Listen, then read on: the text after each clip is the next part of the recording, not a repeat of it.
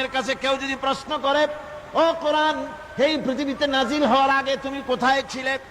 কেউ যদি প্রশ্ন করে, কোরআনে কারীম নিজে নিজের পরিচয় শোনায়, আমি কোথায় ছিলাম শোনো। বাল হুয়া কুরআনুম মাজিদুন ফি লাউহিম মাহফুজ, বরং এই কিতাব অতীব মর্যাদা সম্পন্ন সুরক্ষিত ফলকে লিপিবদ্ধ ছিল, আমি ছিলাম লৌহে মাহফুজে, সেখান থেকে এসেছি।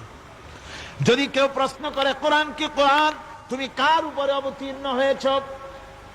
জবাব কোরআন নিজেই দেয়, ওয়া আমিনু বিমা নুজিলা আলা মুহাম্মাদ ওয়া হুয়াল হাক্কু মির রাব্বিহিম, ঈমান আনো সেই জিনিসের উপরে যেটা মুহাম্মদ সাল্লাল্লাহু আলাইহি ওয়াসাল্লামের উপর অবতীর্ণ হয়েছে।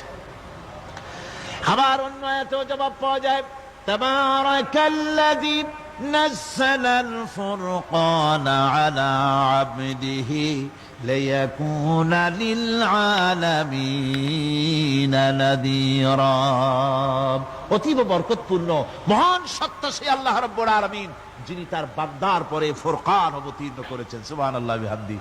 কোরআনের নাম আমি বলেছিলাম শুধু কোরআন নয়, অনেক নাম আছে। কোরআনের আরেক নাম ফুরকান। কোরআনের আরেক নাম কি? আল ফারকু বাইনাল হাক্কি ওয়াল বাতিল। কোরআন হচ্ছে সেই মহাসত্য যা মিথ্যা এবং সত্যের মধ্যে পার্থক্য সূচিত করে, মঙ্গল এবং অমঙ্গলের মধ্যে পার্থক্য সৃষ্টি করে, যা সত্য এবং মিথ্যার মধ্যে তাফরিকা সৃষ্টি করে, সত্যকে মানুষকে বুঝিয়ে দেয়। তার নাম হচ্ছে ফুরকান। এবার যদি প্রশ্ন করা হয়, ও কোরআন, বুঝলাম তুমি লৌহে মাহফুজে ছিলে, বুঝলাম তুমি নবীজির উপরে নাজিল হয়েছো, এবার বলো তুমি কোন মাসে নাজিল হয়েছো? তুমি তো আসছিলা প্রথম কোন মাসে নাজিল হয়েছো? এ প্রশ্ন যদি কেউ করে, কোরআন তার জবাবে বলবে, শাহরু রমাদানাল্লাযী উনজিলা ফীহিল কুরআন, রমজানের পবিত্র মাসে আমি অবতীর্ণ হয়েছি। সুবহানাল্লাহ। যদি প্রশ্ন করা হয়, রমজানে তো আসছো, কিন্তু প্রথম নাজিল হয়েছিল কোন সময়? ওটা কি দিন ছিল না রাত ছিল? কোরআন তার জবাবে বলে, ইন্না আনজালনাহু ফি লাইলাতিল কদর, কদরের পবিত্র রাতে আমি এই পৃথিবীতে আমার আগমন ঘটেছিল। যদি প্রশ্ন করা হয়, বুঝলাম সবই, কেন নাজিল হয়েছে তুমি? এই পৃথিবীতে তোমার আসার উদ্দেশ্য কি? মূল কাজটা কি? এই প্রশ্ন যদি করা হয়, কোরআনে কারীম তার জবাবে বলে, শোনো কেন এসেছি। লিতুখরিজান নাসা মিনাজ যুলুমাতি ইলান নূর, আমার মিশন হচ্ছে গোটা বিশ্ব মানবতাকে পুঞ্জীভূত জমাট বাঁধা অন্ধকারের ভেতর থেকে টেনে বের করে আলোর সন্ধান দিতে, আলোর দিকে আনার জন্য আমি কোরআন নাজিল হয়েছি। গোটা পৃথিবীর মানুষ আছে অন্ধকারের ভিতরে। কিসের মধ্যে? অন্ধকার কি? অন্ধকার হচ্ছে পুঁজিবাদ, অন্ধকার সমাজতন্ত্র, অন্ধকার ধর্ম নিরপেক্ষতাবাদ, অন্ধকার জাতীয়তাবাদ। মানুষের তৈরি করা যত মতবাদ সব কি? জোরে কোন, সবগুলি কি? অন্ধকার।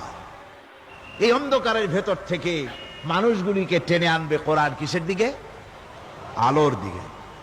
এবার যদি প্রশ্ন করা হয়, বুঝলাম তুমি অন্ধকার থেকে আলোর দিকে নিয়ে আসবে, আলোর দিকে আসলে পরে ফায়দাটা কি হবে?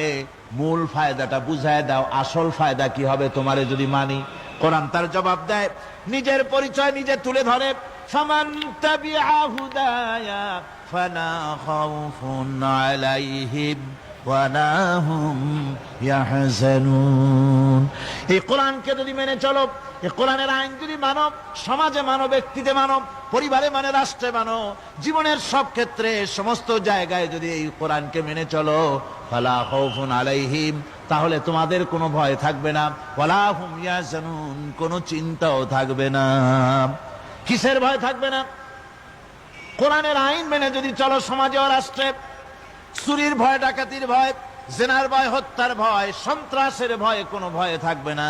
ওয়ালা হুম ইয়াহজানুন, চিন্তাও থাকবে না। খাওয়া পড়া, শিক্ষা, চিকিৎসা, বাসস্থান, এগুলির কোনো চিন্তা থাকবে না। কোরআনের সমাজে সব কিছুর গ্যারান্টি দেওয়া হবে, সবগুলি পেয়ে যাবে।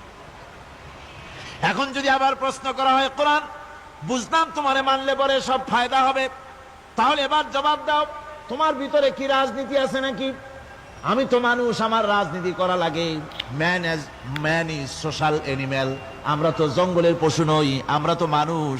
আমাদের সমাজ আছে, আমাদের পৌর নির্বাচন আছে, আমাদের জাতীয় নির্বাচন আছে, আমাদের কলকারখানা আছে, জমিন আছে, আমাদের রাজনীতি, অর্থনীতি, সমাজনীতি আছে, পারিবারিক নীতি আছে, অনেক নিয়ম মালা আছে, নিয়ম নীতি আছে। তোমারে মানলে তোমার ভিতরে কি ওগুলো আছে নাকি, সে কথা বলো।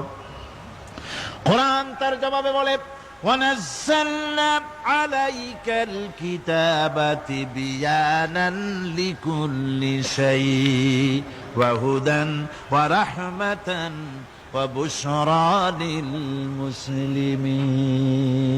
কোরআন জবাবে বলে, শুনে রাখো, শুধু অর্থনীতি সমাজনীতি নয়, শুধু রাজনীতি আর শিক্ষানীতি যুদ্ধনীতি নয়, তোমার জীবনে যা কিছু দরকার, ইহকালে যা কিছু দরকার, পরকালে সব কথাগুলি আল্লাহ রব্বুল আলামিন আমি কোরআনের সিনার ভিতরে খুলে খুলে বর্ণনা করে দিয়েছেন। সব কথা এ কোরআনে কারীমের ভিতরে রয়েছে। তোমার এমন কোন জিনিস নাই যা তুমি কোরআনে কারীমের মধ্যে পাবে না। তোমার সমস্ত প্রয়োজন আমার বুকের মধ্যে আল্লাহ দিয়ে দিয়েছেন। বিজ্ঞান আছে, দর্শন আছে, ইতিহাস আছে, সব আছে এর মধ্যে। তবে কোরআনের মধ্যে বিজ্ঞান আছে বলে আমি এটাকে বিজ্ঞানের কিতাব বলবো না, দর্শন আছে বলে দর্শনের কিতাব আমি বলবো না, রাজনীতি আছে বলে কোরআনকে আমি রাজনীতির কোন কিতাব বলবো না। কোরআন তাহলে কি? কোরআন হচ্ছে অর্থনীতি, সমাজনীতি, রাজনীতি, পারিবারিক নীতি, মানুষের জীবনের যা কিছু প্রয়োজন, সমস্ত নীতি মালার নীতি গ্রন্থের নাম হতেছে কোরআনে কারীম। সমস্ত নীতিমালার নীতি গ্রন্থ কোরআন। এখানে রয়েছে সব কিছুর উৎস, যেটা গ্রহণ করলে পরে মানুষ আরামে থাকতে পারবে। অমুসলিম নাগরিক বৃন্দ তাদের নাগরিক মর্যাদা পাবে।